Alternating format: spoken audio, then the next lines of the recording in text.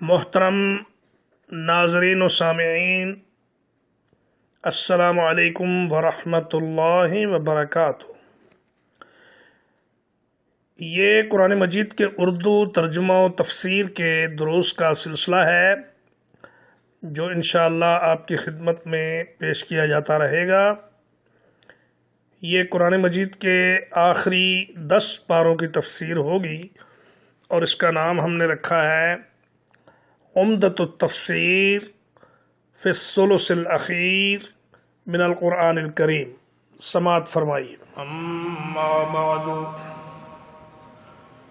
فقال اللہ تبارک وتعالی فی کلامہ المجید اعوذ باللہ من الشیطان الرجیم بسم اللہ الرحمن الرحیم الف لام میم تلک آیات الکتاب الحکیم۔ یہ ایک حکمت والی کتاب کی آیات ہیں، ہدی ورحمۃ للمحسنین، جو ہدایت اور رحمت ہیں نیکوکاروں کے لیے۔ الذین یقیمون الصلاۃ، وہ لوگ جو نماز کو قائم کرتے ہیں، ویؤتون الزکوٰۃ، اور زکوٰۃ کو ادا کرتے ہیں، وہم بالآخرۃ ہم یوقنون، اور آخرت کے ساتھ وہ لوگ یقین رکھتے ہیں۔ اولئک علی ھدی من ربہم، یہی لوگ ہیں جو اپنے رب کی طرف سے ہدایت کے راستے پر ہیں۔ وَأُولَئِكَ هُمُ الْمُفْلِحُونَ، اور یہی لوگ ہیں نجات پانے والے، کامیابی حاصل کرنے والے۔ میرے بہت ہی قابل احترام بھائیوں، بزرگوں، عزیز بچوں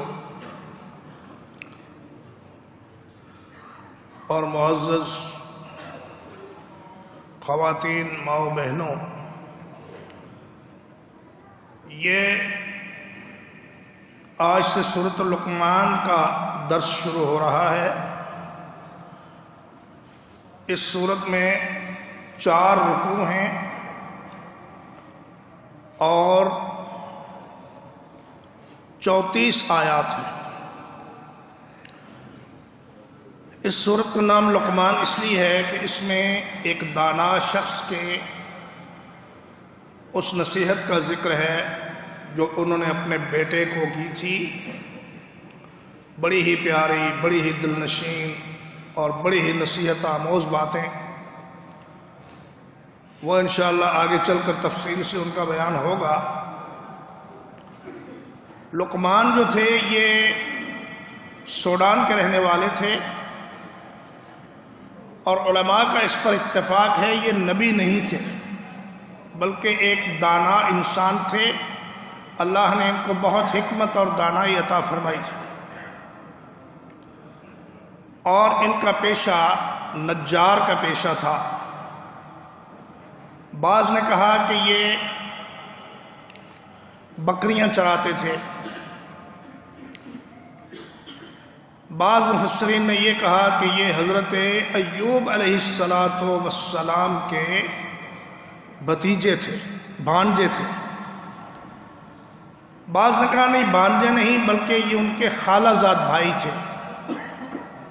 بہرحال جو علم ان کے پاس تھا وہ انہوں نے حضرت ایوب علیہ السلام سے ہی سیکھا،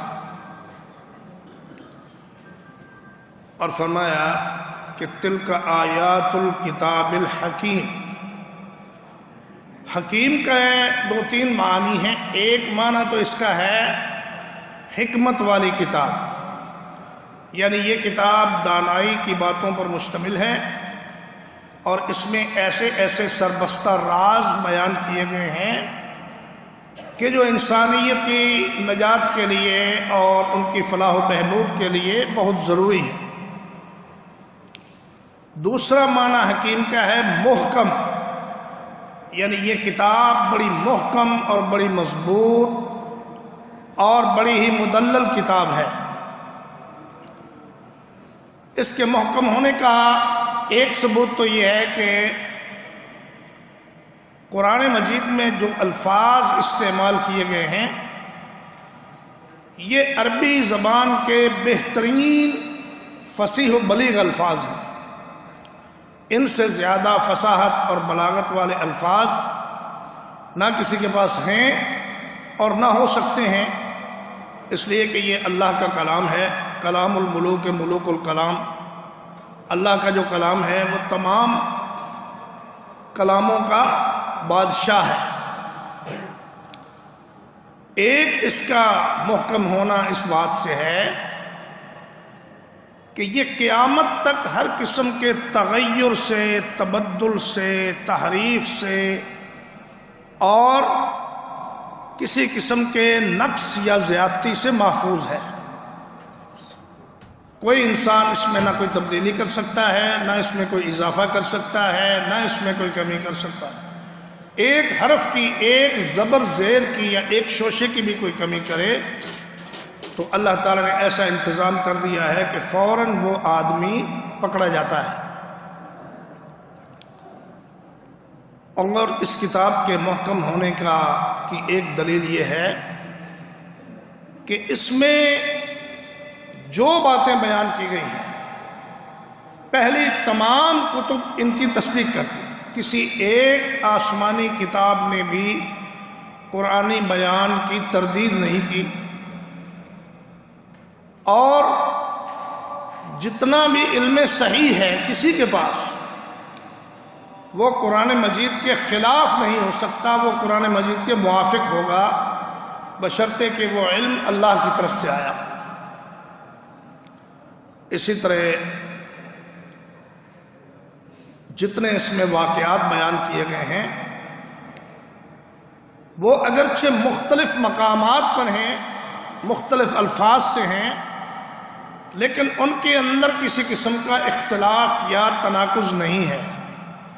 ایسا نہیں ہے کہ موسیٰ علیہ السلام کے قصے میں ایک جگہ کوئی اور بات کہہ دی گئی اور دوسری جگہ اس کے خلاف بات کہہ دی گئی ہو، ایسا نہیں۔ اور ایک معنی محکم کا، کتاب الحکیم کا یہ بھی ہے کہ یہ حاکم کتاب ہے۔ یہ کتاب دنیا میں حکومت کرنے کے لیے آئی ہے اور اس کے احکام انسانیت کو ماننے پڑیں گے، ان کے بغیر کوئی چارہ کار نہیں۔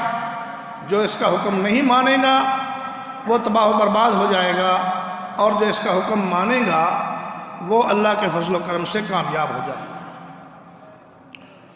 فرمایا ہدی ورحمۃ للمحسنین، یہ قرآن مجید محسنین کے لیے ہدایت اور رحمت ہے۔ محسن کون ہوتا ہے؟ محسن وہ ہے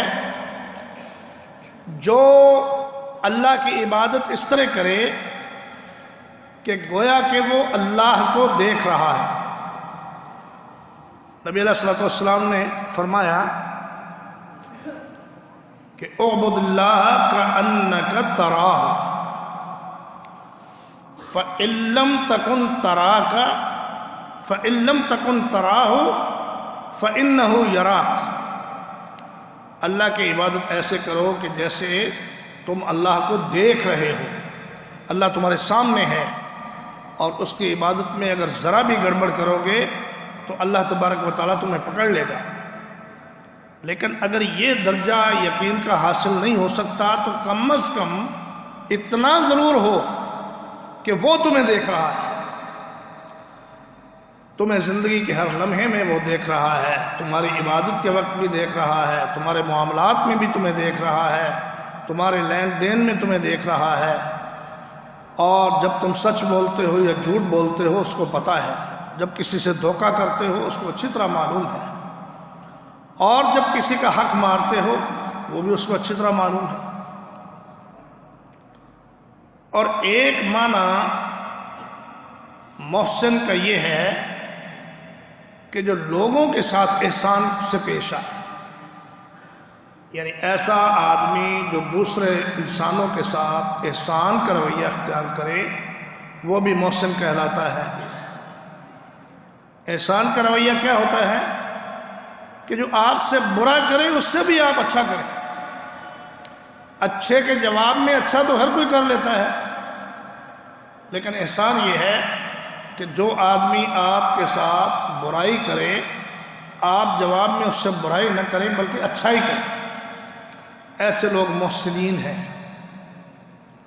اور تیسرا معنی محسن کا یہ ہے کہ جو اسلام پر خوبصورت طریقے سے عمل کرتا ہے۔ فرمایا وَمَنْ أَحْسَنُ قَوْلًا مِّمَّنْ دَعَا إِلَى اللَّهِ، جو آدمی اللہ کی طرف دعوت دیتا ہے اس سے زیادہ خوبصورت بات کس کی ہو سکتی ہے؟ اور ایک دوسری جگہ فرمایا کہ اس آدمی سے زیادہ خوبصورت کون ہو سکتا ہے جس کا دین سب سے زیادہ خوبصورت ہے۔ جو دین میں خوبصورت ہے وہی محسن ہے۔ دنیا کی خوبصورتی یہ ظاہری چیزیں ہیں، لیکن اصل خوبصورتی انسان کی یہ ہے کہ اس کا دین مضبوط ہو اور دین پہ اس کا عمل ٹھیک ہو۔ الذین یقیمون الصلاۃ، وہ لوگ جو نماز قائم کرتے ہیں، نماز پڑھتے ہیں نہیں کہا، نماز قائم کرنے کا مطلب یہ ہے کہ نماز کو 5 وقت اس کے وقت کے اندر مسجد میں جا کر با جماعت ادا کرتے ہیں، الا یہ کہ کوئی شرعی عذر ہو، کوئی بیمار ہو، مسجد تک نہ پہنچ سکتا ہو، یا ایسا کوئی معاملہ ہو خوف کا، حالات بعض اوقات ایسے ہو جاتے ہیں کہ گھر سے نکلنا مشکل ہو جاتا ہے، ایسا ہو تو پھر گھر میں پڑھ سکتا ہے، یا بارش میں بھی اجازت دی گئی ہے گھر پڑھنے کی۔ لیکن اس کے علاوہ آدمی نماز مسجد میں آ کر باجماعت پڑھے، یہ ہے نماز کو قائم کرنا۔ اور نماز کو قائم کرنا یہ بھی ہے کہ آدمی ایک نماز پڑھنے کے بعد دوسری نماز کے انتظار میں رہے